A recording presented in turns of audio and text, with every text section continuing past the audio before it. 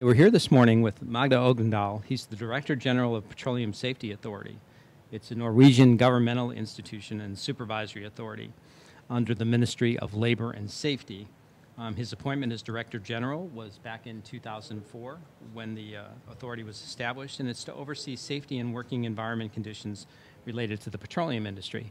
We've talked about the international implications of Macondo. When you look back at the safety regulations, the approach that Norway has taken, do you see any change? I know your system constantly evolves when you look at how you determine safety and how it's collaborative with the industry, but anything step out or stand out from what we just experienced? Not so far. We immediately after the blowout, we set down an expert group project internally in the PSA. And their job is to digest the information that's coming out and ask the question, is there anything we need to do something about in regulations or a way of dealing with the industry, etc. And so far, they have not come up with anything. And personally, I haven't seen anything yet. But it could happen when more details are available. One of the things that seemed reasonably obvious to a lot of observers here in the United States was, even as you looked at prevention and the technology for the industry to drill, to intervene at depth and then contain on the surface a spill of that magnitude, it showed some gaps. And even though we have, skimmers and dispersants and burning, those are largely initiatives that were put in place maybe 20 years ago. So what's the status of capability in terms of the Norwegian operations? Well, the way I look at it is that on the emergency preparedness side of drilling, nothing much has happened. Right. So when the catastrophe in the Gulf happened, saw that BP started to work with, say, a technology to collect the oil and handle it properly. I went to industry in Norway and said, wouldn't it be wise if you started a project to do the same thing? Okay. And they said yes, over the table.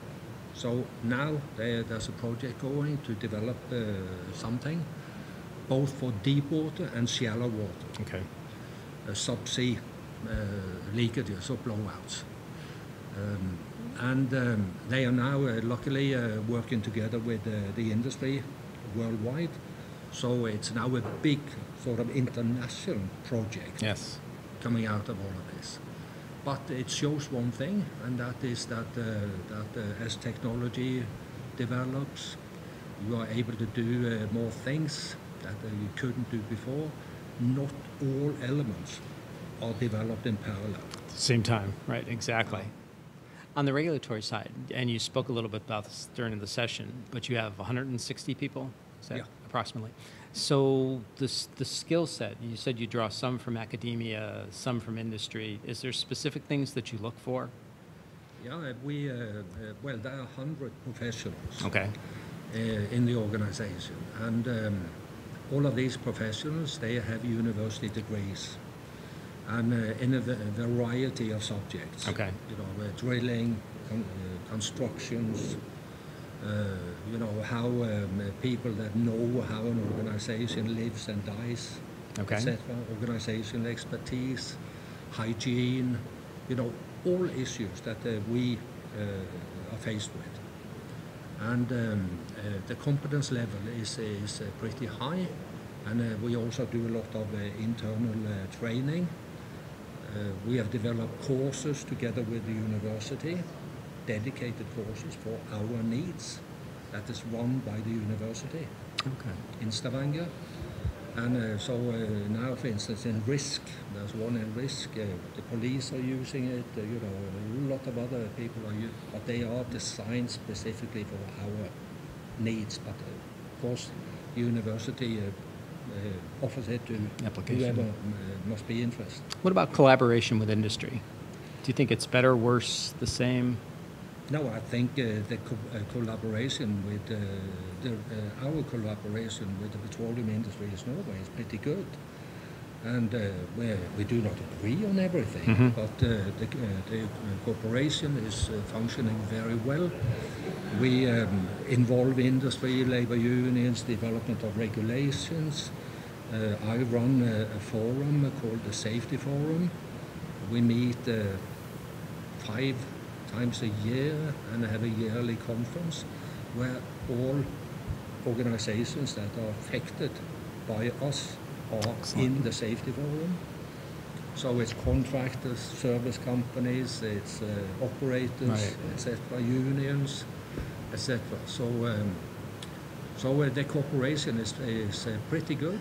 In terms of service companies, so service companies buy in. I was struck by your comment that we select the groups of companies on a project and then the operator as well. That's markedly different from what we do here in terms of projects, and that you have the ability to change out operators if you find a problem. Yeah. No, that is the licensing system in Norway. There's no auction, there's no money involved. So companies, they say, I'm interested in a part of license so-and-so. And, but who becomes the licensees is decided by the government. And the government also, or the Ministry of Oil and Energy, decides who is going to be the operator. Okay. And so there's no money involved at all. And that makes it much simpler to say an operator is not doing his job, therefore we need another one, a new operator in this license. So it facilitates possible change out. It's never happened so far. One of the big issues of debate here is the liability exposure. So we have a system where polluter pays. There's a discussion in Congress about whether that should be capped or uncapped. And if it's uncapped, so the liability is uncapped, the concern is that some of the smaller companies wouldn't even be able to participate. Their insurance costs would be too high. What's the situation in Norway? Well, my organization, we are not dealing with the liability issues. That is other ministries, I think Ministry of Finance and Oil and Energy. So we are not involved in that. But in the petroleum law in Norway, it states that,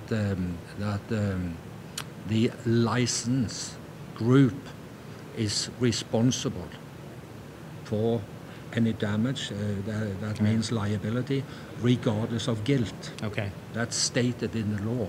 But how it's broken down in practice, I don't know. Okay. In terms of the politics and the public's reaction, have you seen any difference? I mean, other than to evaluate your system, looking at what happened with Macondo to make sure that you were protected against that. But has there been an outcry from the public for increased regulation or an overhaul of the system, or they're pretty satisfied? Not in Norway. You know, there's always a danger. Well, if it is a danger or not, but there's always the possibility that you will get some political reactions too early. That has not happened in Norway, but it happened in EU. Yes, I've seen the EU changes. All right. Well, terrific. Thank you so much for joining us today, and thanks for taking the time to do this. Thank you very much. Really, pleasure.